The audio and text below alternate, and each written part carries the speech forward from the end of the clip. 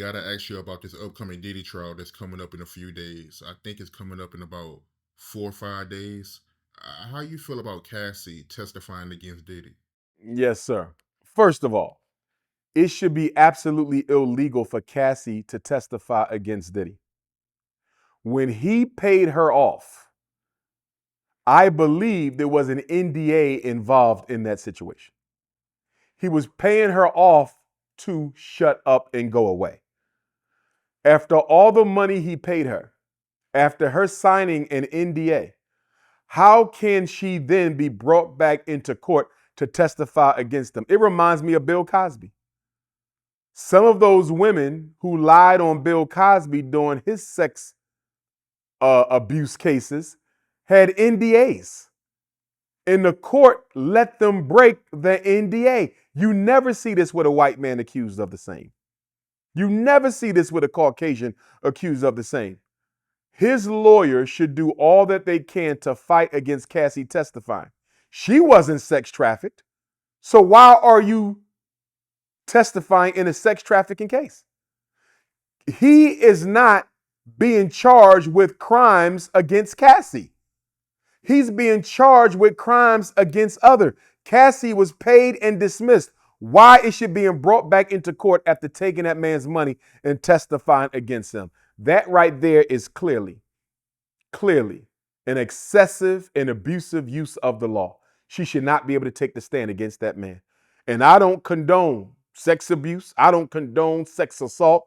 I don't condone sex trafficking, none of that. But at the same time, I stand for justice. In letting a woman who's already been paid off and signed the NDA to come into court and testify against me like y'all allowed in the Bill Cosby trial, absolutely unacceptable, absolutely wrong. I do not like it. As far as Puffy asking for his case to be delayed, I agree with that. Remember, one of his lawyers recused himself, okay, at least one of them. So he probably has, some new people on his legal team. They got to get reacclimated and get caught up with what's going on. And I saw nothing wrong with him asking for a 2-month delay. He's already in jail. Y'all didn't give him bail, which y'all also think is a violation of his constitutional rights. So he should have got the 8-week delay. But here we go again. Deion Sanders. We want to make an example out of Puff. And of course, Deion wasn't accused of what Puffy is being accused of, but we want to make an example out of Sean Puffy Combs. He was too confident. He was too big, and it was time for us to bring him down. See, one thing we need to understand, Art, the Carmelo Anthony case, the Shador Sanders situation, the Puffy Combs case, the Shannon Sharp case. They are all involving the same basic issue. And you know what that is? Black people need to stay in their place. Shannon Sharp, you ain't got no business sleeping with 19-year-old snow bunnies.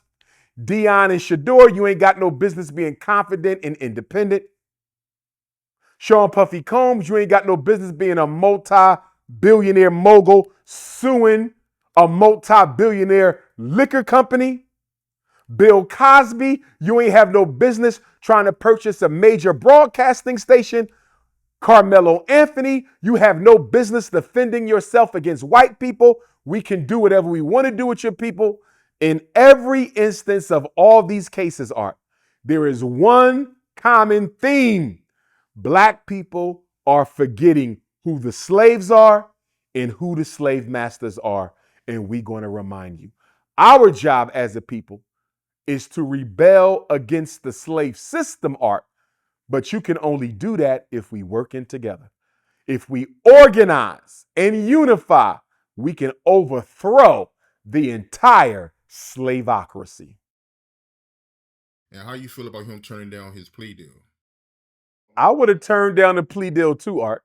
I would have turned it down. And the reason I would have turned it down, and again, I don't know Puff personally, never hung around the gentleman, but I'm having a hard time believing he's guilty of sex trafficking.